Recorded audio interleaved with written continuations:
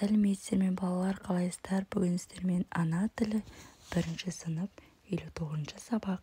Сабақтың тақырыбы сөз және оның мағынасы. Балалар, бүгін барлық жаттығуларды орындаймыз. Сабақтың соңына дейін лайк басып, подписка кнопкасын басып қарап отырыңыздар балалар. Ендеше ертегіні оқы. Торғай мен тышқан. Ертегі. Торғай мен тышқан дос болыпты. Екеуі егін егіпті. Егін өте жақсы шығады.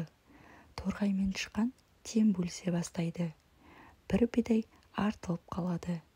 Оны бөле алмайды. Содан екеуі далада қойды бағып жүрген бір адам қойшыны көреді. Қойшы дәнді алып екеуіне тең бөліп береді. Бұған торғай мен тышқан разы болады. Сөйтіп өз жөндеріне кетеді. Бабалар сөзі кітабынан. Торғай мен тышқан не екті? Торғай мен тышқан бидай екті. Олар дәндерді қалай бөлді? Олар дәндерді теңдей бөлді. Торғай мен тышқан неге таласты? Торғай мен тышқан бидайға таласты. Дәнді бөлісуге кім көмектесті? Дәнді бөлісуге қойшы көмектесті.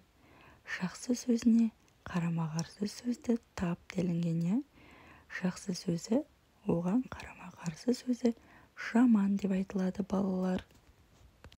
Ал келесі екінші жаттығу бірнеше мағынасы бар сөздерді бір бөлек, мәндес сөздерді бір бөлек жаз делінген. Адам, жуас, жарық, кісі, момын, алма, дос, ара, жолдас, бұрыш, қой. Бірнеше мағынасы бар сөздер жарық, алма, ара, бұрыш, қой. Мәндес сөздер адам, кісі, жуас, момын, дос, жолдас. Балалар, айтып жатқан сабаққа лайк басып, подписка кнопкасын басып, мұқият қарап отырыңыздар. Ал балалар, келесі үшінші жаттығу жұмбақты көшіріп жаз, шешуін тап. Өзі айлакер, өзі бір қу, жүрген жері айқайда шу. Ол түлкі. Ал балалар, біздің сабақ аяқталды.